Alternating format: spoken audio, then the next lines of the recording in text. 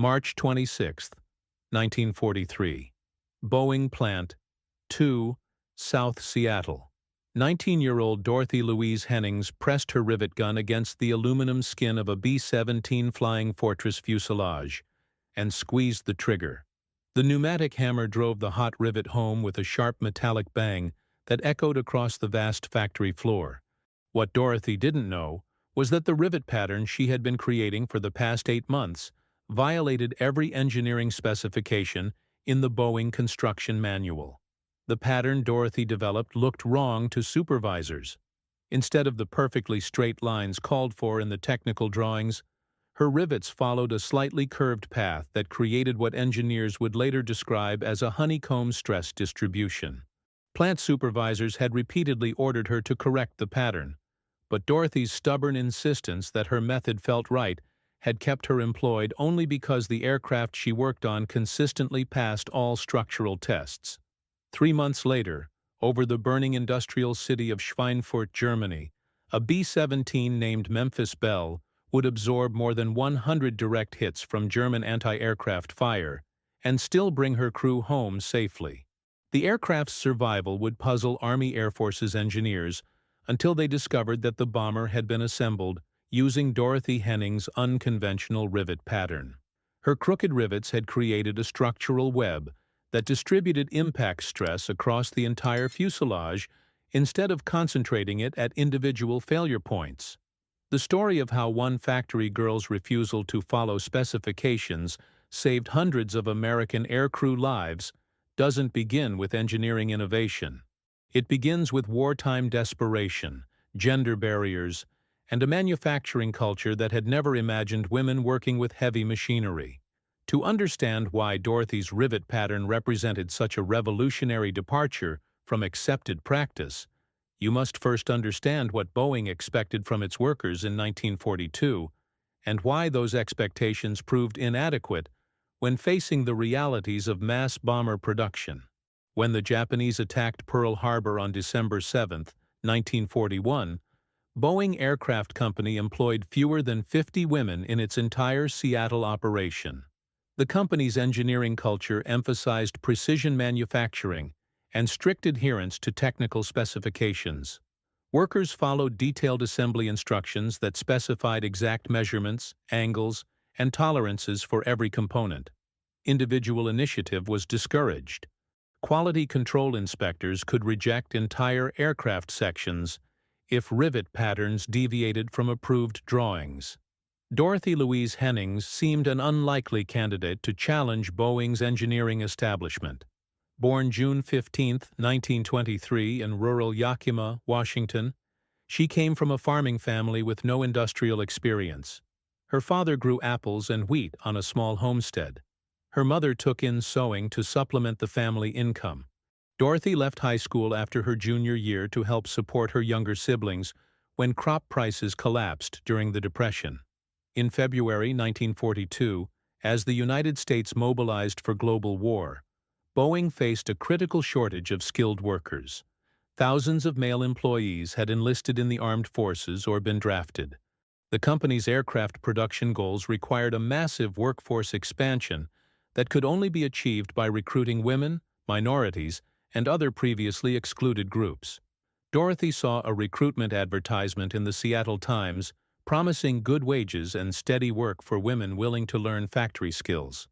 Dorothy's application to Boeing initially faced rejection. Company personnel officers questioned whether a young woman from a rural background could master the technical skills required for aircraft assembly. The physical demands of rivet work seemed beyond female capabilities. Rivet guns weighed 15 pounds and required significant upper body strength to operate effectively.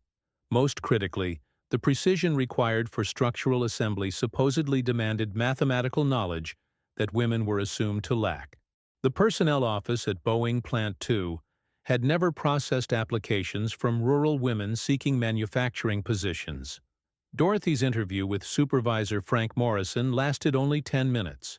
Morrison questioned whether she understood the complexity of aircraft assembly and the life-or-death consequences of manufacturing errors. He explained that every rivet placed incorrectly could result in structural failure that might kill 10 aircrew members over enemy territory. Dorothy's responses impressed Morrison, despite his initial skepticism. When asked about her mechanical experience, she described helping her father repair farm equipment and maintaining the family's aging Ford truck.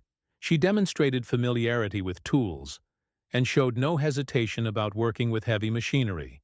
Most importantly, she expressed genuine enthusiasm about contributing to the war effort after losing her cousin at Pearl Harbor. War production demands eventually overcame these prejudices. Boeing established training programs to teach basic manufacturing skills to inexperienced workers. Dorothy enrolled in a 6-week course that covered blueprint reading, tool usage, and safety procedures. She excelled at the practical work but struggled with the theoretical components. Instructors noted her difficulty following written instructions, but praised her intuitive understanding of structural mechanics. The training facility occupied a converted warehouse adjacent to the main assembly plant. 50 women attended Dorothy's class, ranging in age from 18 to 55. Most had no prior industrial experience. The curriculum included basic mathematics, blueprint interpretation, tool safety, and quality control procedures. Students practiced on sample aluminum panels before advancing to actual aircraft components. Dorothy's instructor, Martha Collins, was a former Boeing engineer who had been reassigned to training duties when women began entering the workforce. Collins recognized Dorothy's natural ability to visualize how metal components would behave under stress. While other students memorized rivet spacing measurements, Dorothy seemed to understand intuitively how structural loads would flow through the assembled framework. The practical training exercises revealed Dorothy's exceptional spatial reasoning abilities. She could examine a complex blueprint and immediately understand how the finished component would look and function. When practicing rivet placement on curved surfaces, Dorothy naturally adjusted her technique to follow the metal's grain structure rather than forcing geometric patterns that created stress concentrations. The training program emphasized strict adherence to engineering specifications. Student riveters learned to create perfectly straight lines with precisely measured spacing between individual rivets. The manual specified that structural rivets should be placed exactly 3 inches apart in parallel rows. Any deviation from these measurements could result in structural weakness that might cause catastrophic failure during combat operations. Quality control became a matter of life and death for aircrew members. Dorothy's first assignment placed her on the fuselage assembly line for B-17 bombers. The Flying Fortress represented Boeing's most successful design, with orders for thousands of aircraft from the Army Air Forces and Allied nations. Each bomber required approximately 300,000 rivets to complete. The assembly process involved multiple teams working on different sections simultaneously before final integration of major components. The work proved exhausting and technically demanding. Dorothy's team assembled the main fuselage section where the bomb bay, crew compartments, and wing attachments were located. This area required the strongest structural connections because it carried the aircraft's maximum stress loads. Engineering specifications called for particularly precise rivet placement to ensure proper load distribution across the aluminum framework. Dorothy initially followed the manual exactly as taught. Her early work received approval from quality control inspectors who verified that rivet spacing and alignment met all requirements. However, Dorothy gradually began noticing that some aircraft sections seemed more flexible than others, despite identical construction methods. She observed that slight variations in rivet placement appeared to affect how the aluminum skin responded to stress during assembly. The breakthrough came during her 4th month on the job. While working on a particularly difficult fuselage section with multiple compound curves, Dorothy discovered that following the straight-line rivet pattern created stress concentrations at specific points. The aluminum skin would buckle slightly between rivets when subjected to assembly pressures. Dorothy began experimenting with subtle curve patterns that seemed to distribute stress more evenly across the surface.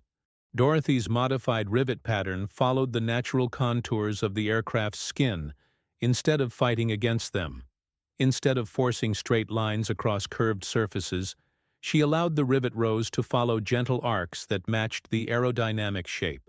The pattern looked wrong according to engineering drawings, but felt right according to the structural behavior Dorothy observed during assembly. Plant supervisors initially criticized Dorothy's deviation from approved procedures. Chief Inspector Harold Morrison ordered her to correct the pattern and follow manual specifications exactly. Morrison argued that unauthorized changes to engineering drawings could compromise aircraft safety and violate Army Air Force's requirements. He threatened disciplinary action if Dorothy continued ignoring established procedures. Dorothy defended her methods by demonstrating the improved structural response of her curved patterns. She showed Morrison how the aluminum skin remained smooth and unstressed when curved rivet patterns were used, while straight patterns created visible buckling and stress marks. Morrison remained skeptical, but agreed to allow continued testing provided that all aircraft sections passed structural integrity inspections. The testing phase lasted 3 months and involved detailed analysis of aircraft sections assembled using both straight and curved rivet patterns. Boeing engineers initially focused on measuring dimensional accuracy and found that Dorothy's patterns deviated slightly from technical drawings. However, stress testing revealed that the curved patterns actually exceeded strength requirements by significant margins. Wind tunnel testing provided the most dramatic evidence of the curved pattern's superiority. Aircraft sections with Dorothy's rivet placement demonstrated improved aerodynamic efficiency and reduced stress concentrations during simulated flight conditions. The curved patterns appeared to reinforce the natural structural lines of the aircraft instead of creating artificial stress points at geometric intersections.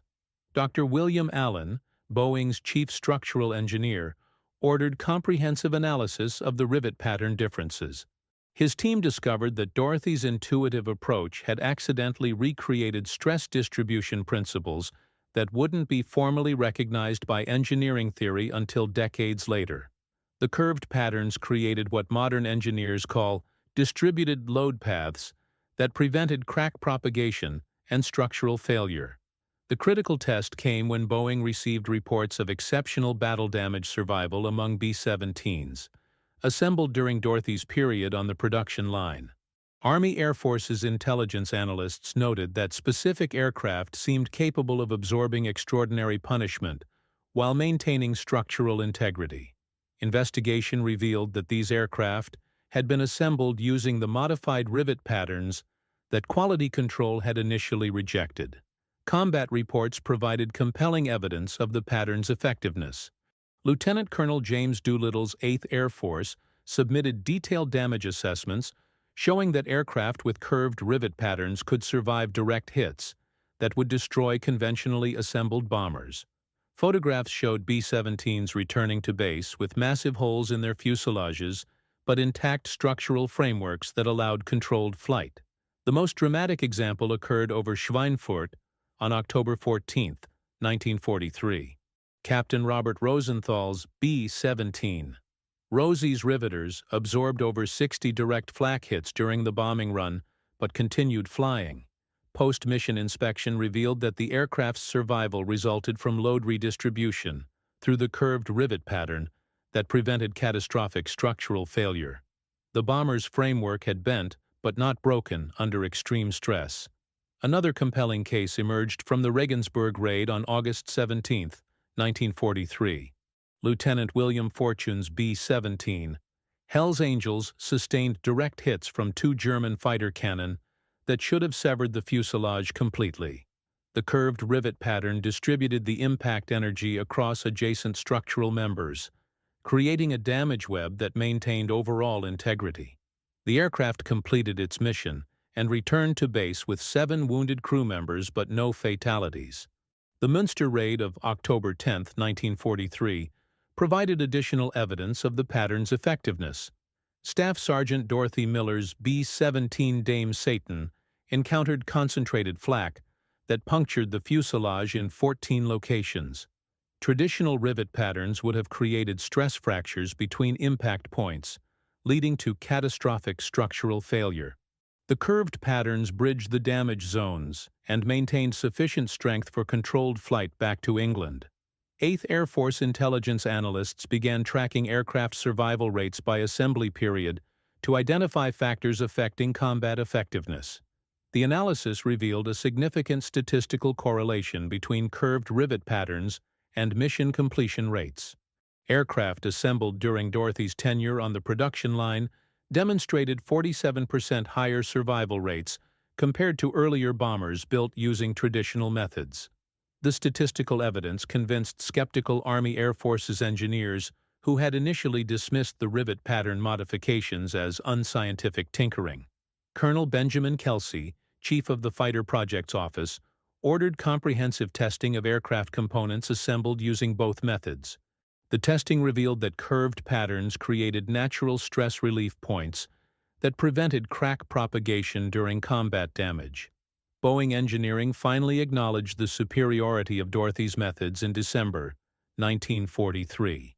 The company officially revised its rivet placement specifications to incorporate the curved patterns as standard procedure. The change required retraining thousands of workers and modifying quality control procedures, but the combat effectiveness improvements justified the conversion costs. Dorothy received recognition as the developer of what became known as the Hennings pattern throughout Boeing's manufacturing organization.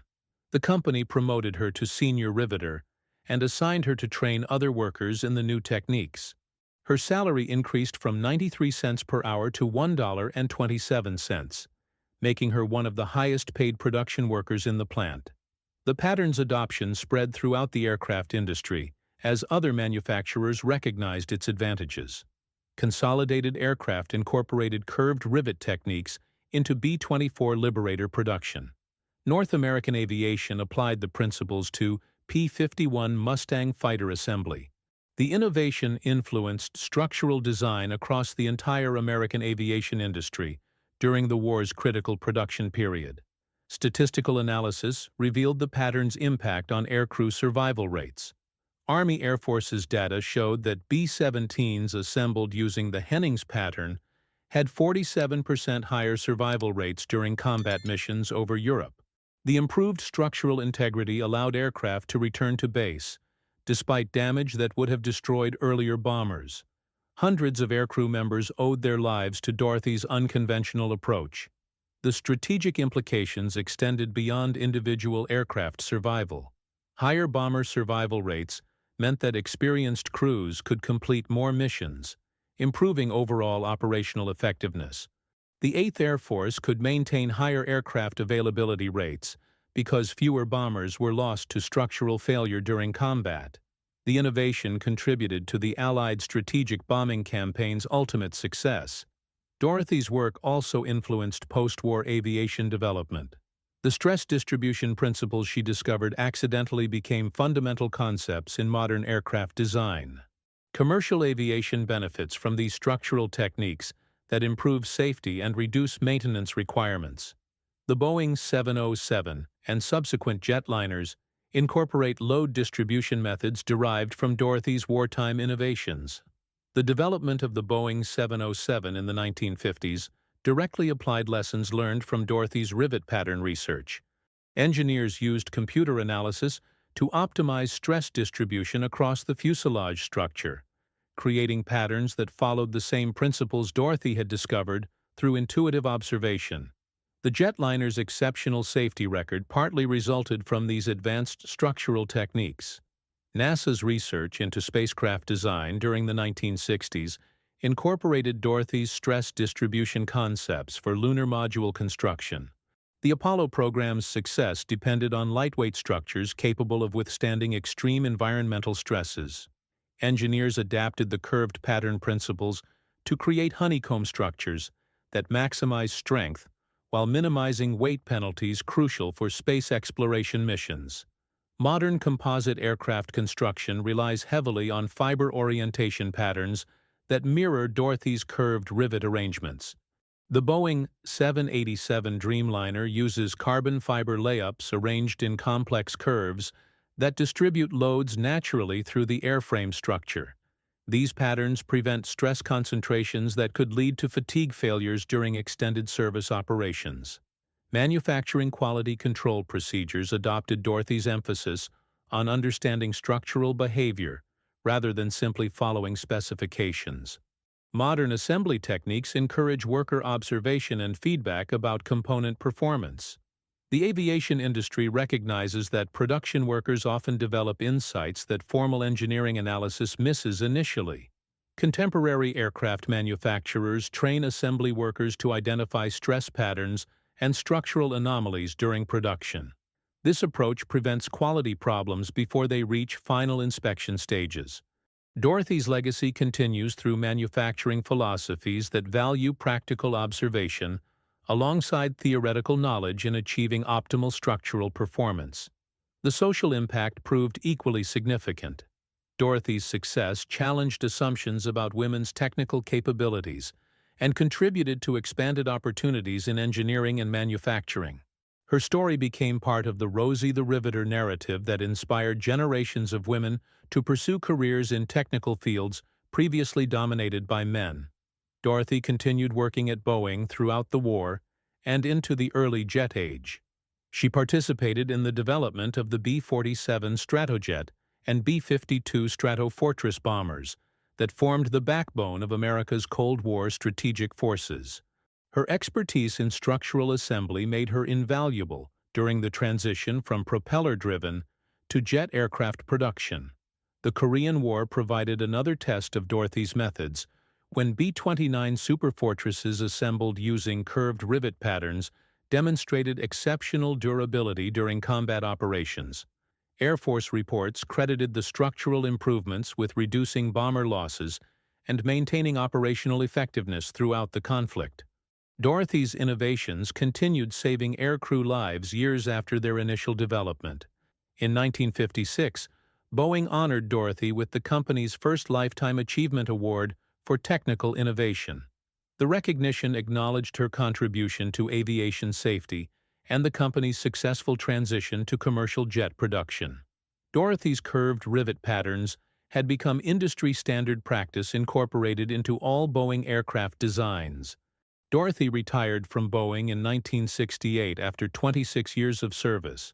She had progressed from entry-level riveter to senior technical advisor, consulting on structural design problems throughout her career. Her personnel file documented dozens of process improvements and innovations that enhanced aircraft quality and production efficiency. The Hennings pattern continues influencing modern aircraft design through computer-aided engineering systems that optimize stress distribution.